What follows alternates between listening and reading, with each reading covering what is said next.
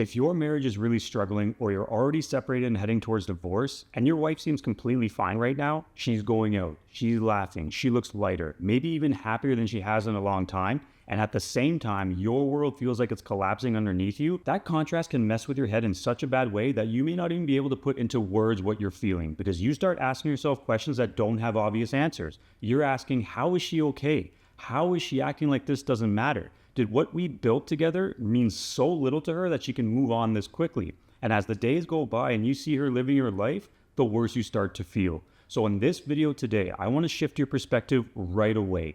Her seeming fine does not mean what you think it means. And if you continue to sulk and act in a way believing things are impossible to turn around, watch the rest of this episode because you will realize you can start taking action today that can completely shift the trajectory of your relationship with her. One of the perspectives that you have to stem right away is this obsession you start to feel about her being fine and almost building up this resentment or this "how could she do this to me" attitude. Her being fine is not the issue you're trying to solve. The real issue is how you're interpreting it and what that interpretation is causing you to do. Because what I see over and over again is this pattern where a man starts watching her behavior very closely. He's trying to read into everything, what she's doing, how she's acting, who she's with, what it means about her feelings, what it means about the relationship, and whether there's still a chance. And then based on what he thinks it means, he reacts and thinks, wow, she really is almost acting like she's forgotten everything we went through together and what it was like and what it could be like again. So because of that thought process, you're inclined to really give it this one last big hurrah to explain yourself better this time,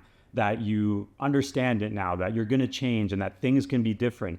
I mean, I know what it feels like because I made that mistake in my life so many times and it destroyed any chance of turning my previous relationships around. As men, we are so misguided by societal pushes that we think this is the right thing to do. But what we don't realize is that all of those reactions are being driven by emotional urgency. And emotional urgency, especially in this phase that your wife is in, is one of the fastest ways to push her further away. I mentioned societal pushes, and one of the biggest misunderstandings men have, myself included for over a decade of painful heartbreak, is that we're constantly bombarded with this notion of happy wife, happy life. And in the most recent times, this notion of toxic masculinity just being basically blanketed on essentially anything masculine. And as your relationship goes on over time, most men do not play the role of the masculine leader because it's not what we've been conditioned to see. And nobody really teaches us to do this at all. This was me with my ex-fiance. I was so complacent and passive that she went from being madly in love with me and asking me to marry her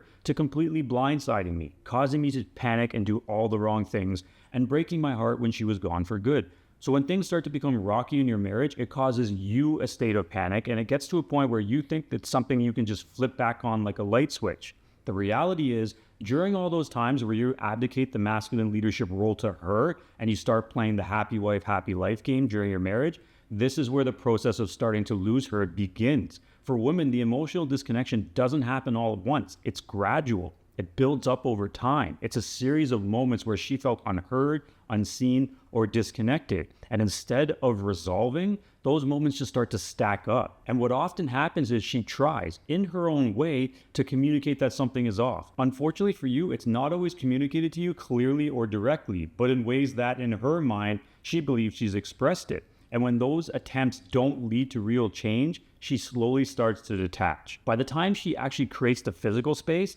this is not a reaction of hers in that moment. It's her acting on a decision that her emotions have been moving toward internally for a very long time. This is why it feels like it's a blind side to you, but not to her. And this is also why she can appear to be fine now, because for her, this isn't the beginning of the disconnection or the breakup. It's the release from something she was already working through processing internally. Now, let's talk about what you're actually seeing from her right now, because I know exactly what this looks like. She's maybe going out more and dressing differently. Maybe she's working out and she's posting more on social media, engaging with people, or maybe even getting attention from other men. She might have new friends, or she's reconnecting with friends or family that she hasn't seen in a while. This is what drives you into a lot of hurt and confusion because from the outside, it looks like she's thriving. And let's call it what it really feels like to us on the inside. It looks like she's happier without you. But you need to zoom out and understand what's underneath her behavior. What you're seeing right now isn't happiness, it's momentum. She's moving forward emotionally, and momentum feels like happiness in the short term, But momentum is not the same thing as long-term certainty. There's relief in that she's no longer carrying the tension that existed in your relationship. There's a sense of this rediscovering herself, like new routines, new energy, and new experiences that feel different from what she was used to. And of course, there's validation. She's getting attention, feedback, and a sense that she's moving forward and being reinforced for it. And when those things combine, it can look like she's living better or she's living her best life. But that doesn't necessarily mean it's actually stable. It doesn't mean that it's deeply grounded. And what you need to know is that it definitely doesn't mean that your entire story with her is finished. What it does mean is that she is moving forward emotionally. If you don't understand that properly, you're probably going to continue to respond in a way that actually accelerates the gap between you. What you need to understand is that all of this conventional wisdom as to what you should be doing right now will have a negative impact on reconnecting with your wife. This means trying harder and just opening up more by pouring out your emotions and your love for her. It's going to cause her to become more distant and shut you out further. It's frustrating because it feels completely backwards. And what I mentioned before, it's kind of what society shows us we're supposed to do.